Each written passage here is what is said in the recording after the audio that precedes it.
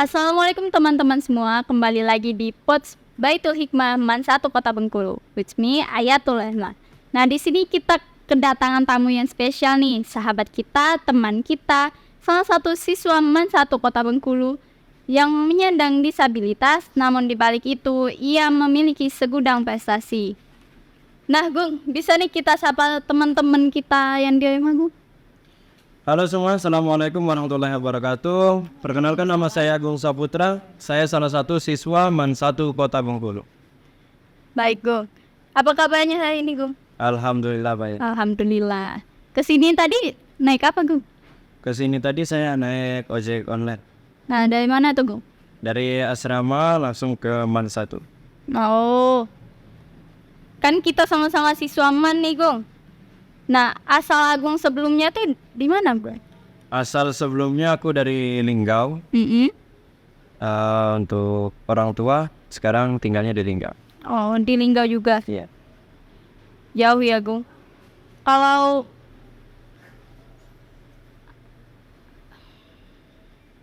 Agung di sini netap di mana, Gung?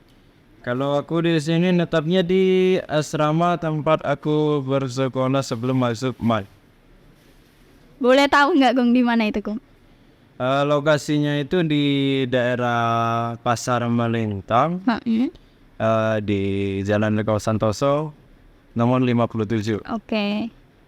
Sebelum masuk Man ini, Agung sekolah di sana, Gung? Ya, sebelum masuk Man, sebenarnya belum masuk ke SLV dulu.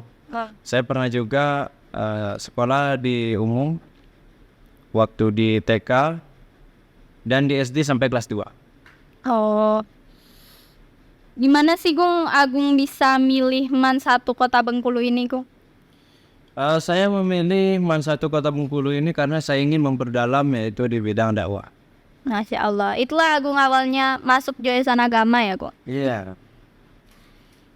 Nah, kenapa Agung lebih milih Man 1 nih, Gung, daripada Man-Man yang lain mungkin, Gung? Yang pertama ya, kalau dibanding dengan Man yang lain seperti Man 2, Man IC dan yang lainnya itu kan terlalu jauh dan beda zona lagi. Termasuk sebenarnya kalau diperhitungkan saya masuk di Man 1 ini udah keluar zona dari tempat lokasi saya tinggal. Masuknya dulu lewat jalur apa, Gung? Saya masuk dulu boleh dibilang jalur prestasi juga. Masya Allah. Kan tadinya tuh disinggung kan, Gung, kalau Agung tuh memiliki segudang prestasi. Nah, boleh nggak Agung ceritain salah satu prestasi yang berkesan bagi Agung ini? Kalau salah satu prestasinya itu yang berkesan itu untuk prestasi-prestasi saya kebanyakan belum masuk di Man 1 ya. Oh, waktu belum masuk ya? Iya. Saya mulai mengikuti perlombaan-perlombaan itu dari umur 9 tahun, kelas 3 SD, mulai saya berada di Bengkulu ini. Jadi sebelumnya Agung tuh sebelum kelas 3 tuh di Lubuk Linggau ya, Gung? Iya. Nah, dengan Agung masuk ke Man 1 ini, gimana sih cara Agung ngikutin kegiatan belajar mengajarnya, Gung? Kalau untuk mengikuti kegiatan belajar mengajarnya itu, karena kan setiap guru itu kan nggak mungkin untuk menghususkan kita sendiri karena banyak juga murid yang lain. Jadi cara kita untuk mengimbangkan supaya pelajaran yang diterangkan ataupun yang dipaparkan oleh guru tersebut, kita mengakalinya dengan cara yaitu direkam, direcord, setelah itu baru kita tulis kembali di kertas braille. Oh, apakah nulis di kertas braille itu pakai suatu alat, Gung? Iya, pakai. Boleh dong tunjukin ke teman-teman semua, Gung? Oke. Ini alatnya. Ini namanya Riglet.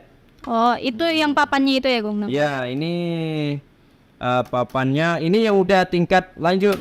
Oh. Nah, kalau sebelumnya itu ada yang berbentuk papan yang besar, ukuran persegi itu kalau nggak salah 50 kali 30 cm.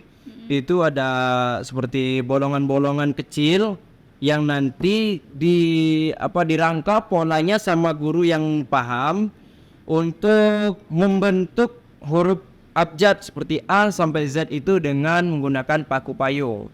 Oh, jadi sebelum Agung pakai yang ini, Agung pakai yang itu dulu ya? Iya, pakai yang itu dulu untuk pemula awal. Untuk belajarnya. Nah, di sini kebetulan nih kita di Perpustakaan Baitul Hikmah kita punya buku referensi nih, Gung. Mungkin Agung boleh coba bantu kami ini gimana bacanya, Gung? Oke.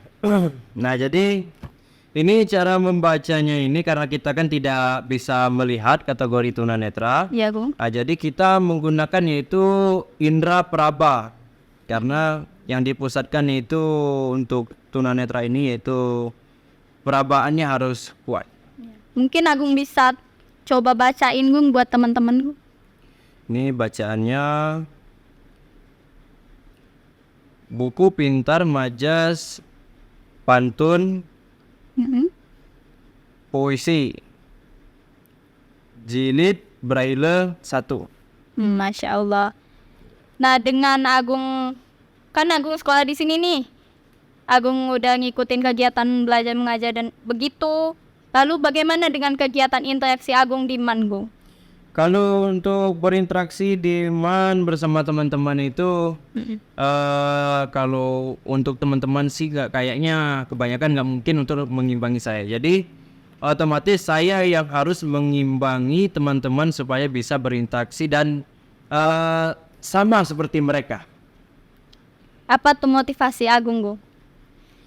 Ya, motivasinya kita jangan pernah minder atau merasa kita sendiri yang memiliki kekurangan, karena kita tidak tahu kekurangan yang diberikan oleh Allah itu ada kelebihan yang orang lain tidak tahu. Masya Allah. Jadi oh iya, tadi kan Agung nyebutin tuh prestasi Agung, Gung. Gimana motivasi Agung juga dalam mendapatkan prestasi itu, Gung? Kalau untuk motivasi mendapatkan prestasi itu, bagaimana caranya kita membangkitkan semangat kita.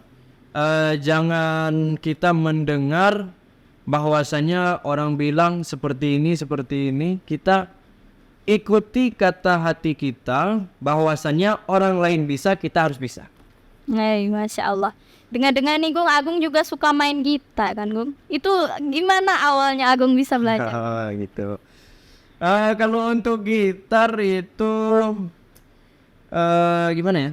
Kalau untuk gitar aku belajarnya dari otodidak.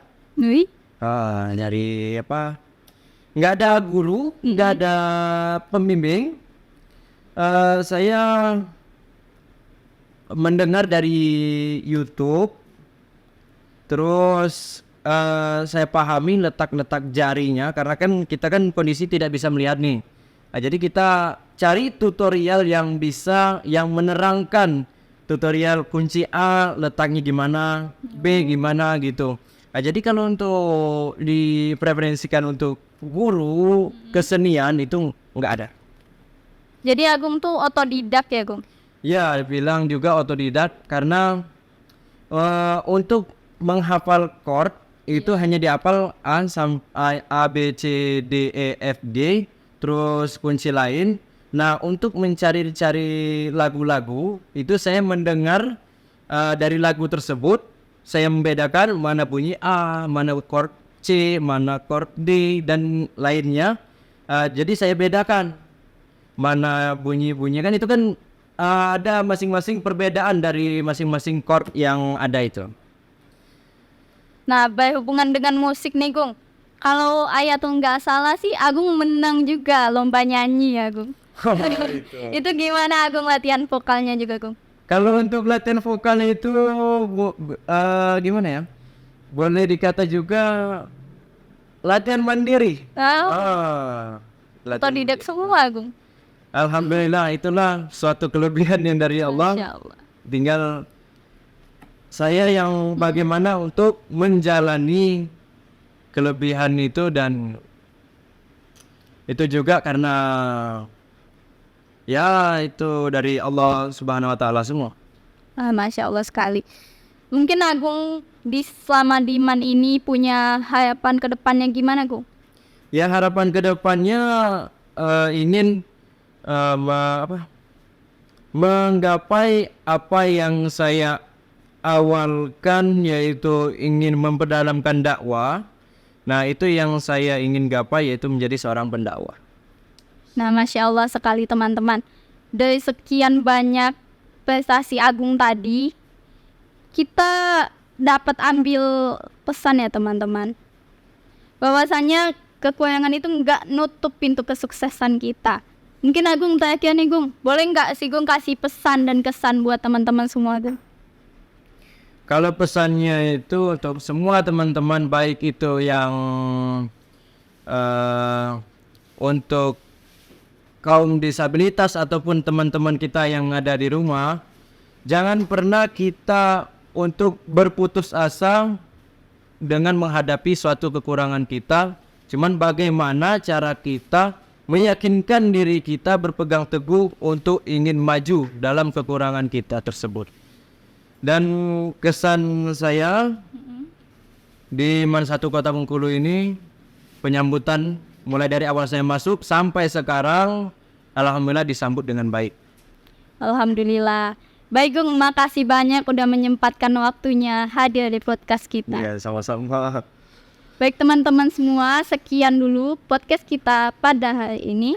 Nantikan podcast-podcast selanjutnya. Wassalamualaikum warahmatullahi wabarakatuh.